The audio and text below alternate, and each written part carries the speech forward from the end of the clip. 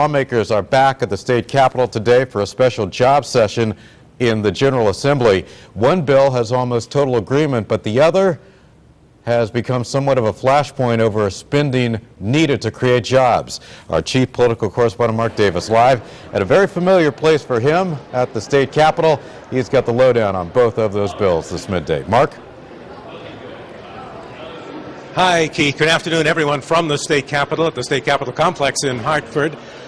You're right, Keith. One of these bills is expected to sail through the House and Senate with Republican and Democratic votes, maybe even unanimously, and that is the bill to help businesses create jobs.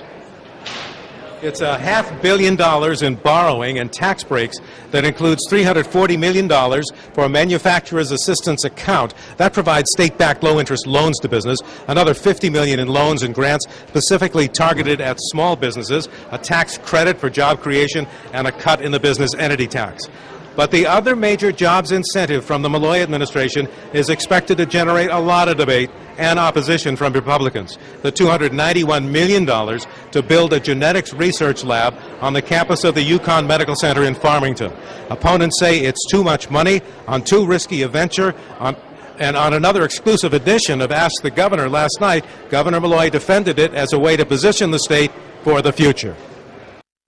This is moving bioscience forward in Connecticut. In the absence of doing that, what will happen is we'll lose thousands of jobs. So it's really making an investment necessary to support a successful environment. Now, I have to tell you that the reason we get these kinds of questions is Connecticut hasn't done this in the past.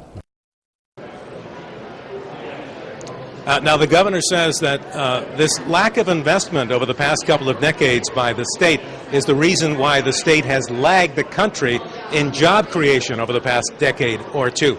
Now, the Malloy administration just got a very good piece of news, a boost for this Jackson Labs proposal.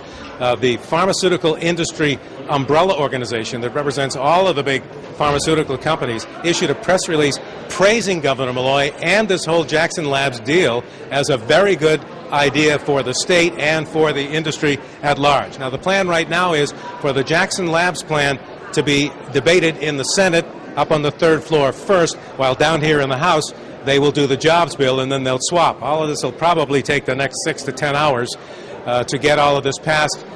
Sources all seem to indicate that not only will the jobs bill pass, but eventually the Jackson Labs bill will pass, but it'll be a lot tighter.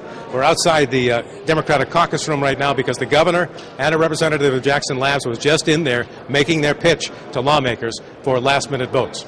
Live at the state capitol, Mark Davis, News 8.